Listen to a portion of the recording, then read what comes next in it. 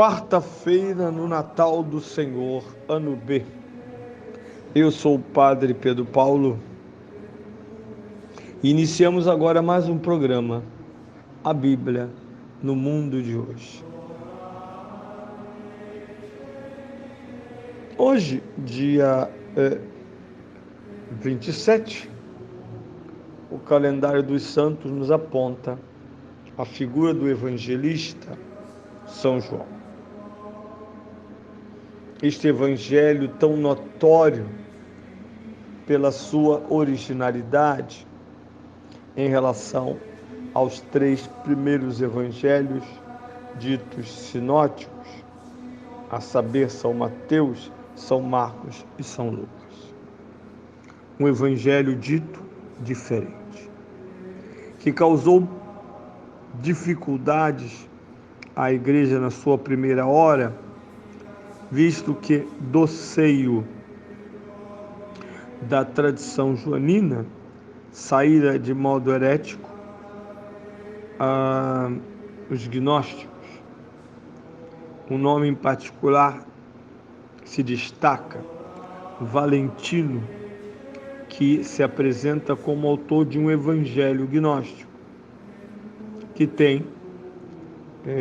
se apresentava como um plágio do evangelho de São João, que conhecia por ser daquela tradição. A primeira carta de São João vai ilustrar essa crise daqueles que saíram de nós porque nunca foram dos nossos. Palavras duras sobre um conflito que vai, de certa maneira, também libertar o Evangelho de uma tradição específica e vai colocá-lo, como bem apresenta-se no capítulo 21, no âmbito da tradição apostólica. Quando São Pedro é o destaque de um capítulo que até então não lhe fora concedido,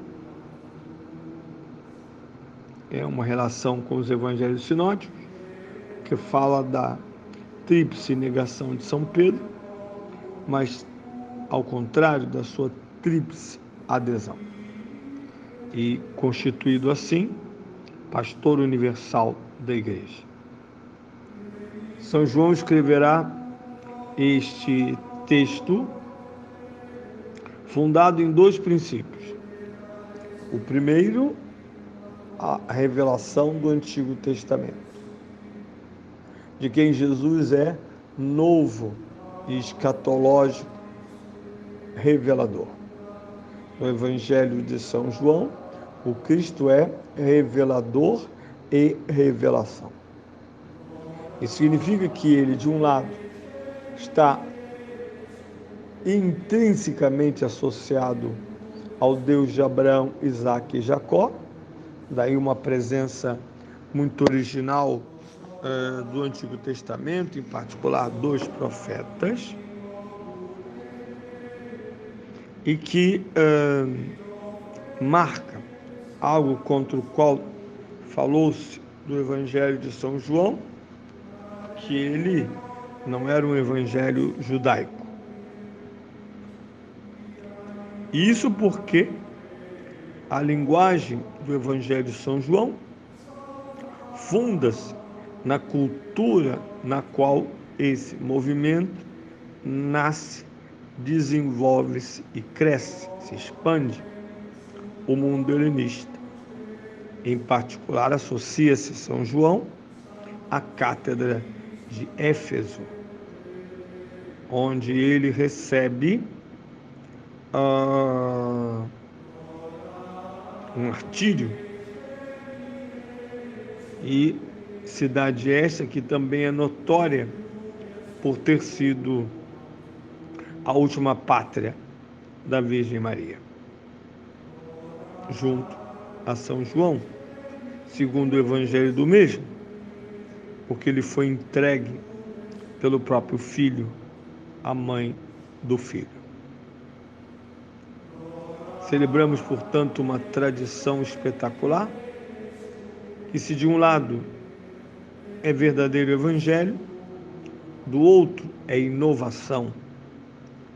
Toda a carga simbólica do evangelho de São João não refuta, não esconde, não despreza a carne histórica. A carga simbólica do evangelho de São João, se de um lado emerge da inserção da língua grega, jamais podemos nos esquecer que usar uma língua é ter acesso e usufruir e ser influenciado, é claro, pela cultura desta língua, a cultura que essa língua nasce, cresce e representa. Não se trata somente de um idioma visto diacronicamente como um sistema gramatical, mas como uma forma de criação e comunicação de significados. E esses significados são inteligíveis somente de modo completo quando o recolocamos no lugar da língua. Por isso, Jesus no Evangelho de São João é apresentado como, de um lado, o ego eimi. Nós sabemos que o ego eimi é a expressão da Bíblia dos 70, a tradição grega do Antigo Testamento, realizada pelos judeus de Alexandria em torno do fim do quarto e terceiro séculos antes de Cristo, e diz respeito a um texto central da revelação veterotestamentária, aquela que encontramos no Êxodo, exatamente na vocação de Moisés, quando na sarça ele é chamado a ouvir a Deus e obviamente responder-lhe ativa e positivamente, e quando ele interroga, mas em nome de quem deverei falar tudo isso e fazer tudo isso? Então Deus diz: diga a eles que o eu sou, Ani Anohi em hebraico, o eu sou, ou eu sou eu mesmo, te enviou. A Bíblia grega traduzirá ego eimi, eu sou. Por isso, apesar de toda a estrutura simbólica grega, esta língua grega está comunicando-se com o judaísmo, visto que essa revelação não pertence a judeus, pertence a todos os homens. Deus quer que todos os homens conheçam a verdade, se salvem, cheguem ao conhecimento da verdade. Não é um evangelho alienista, não é um evangelho estranho. Alguns acusaram de não ser nem história de Cristo, mas é óbvio que os sinóticos, em algumas das suas situações essenciais, está presente no Evangelho de São João. Um dos muitos exemplos é o capítulo 6, que, partindo do relato sinótico da multiplicação dos pães, chega e desenvolve-se no mais alto tom através da afirmação: eu sou o pão da vida, ego eimi artros tes zoes. Isto é, ele não é o maná do passado, ele é o pão do presente e do futuro. Além da interpretação joanina da paixão de Cristo, não temos no Evangelho de São João os 3 anúncios da paixão.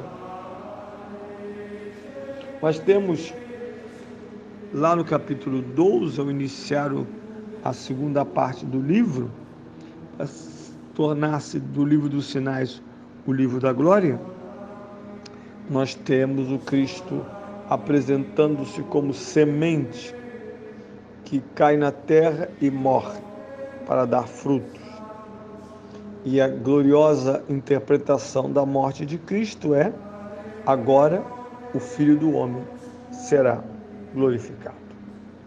Por isso, um dia de veneração a este Evangelho, ao seu evangelista e à tradição apostólica, que não só o Evangelho, as cartas e o Apocalipse representam.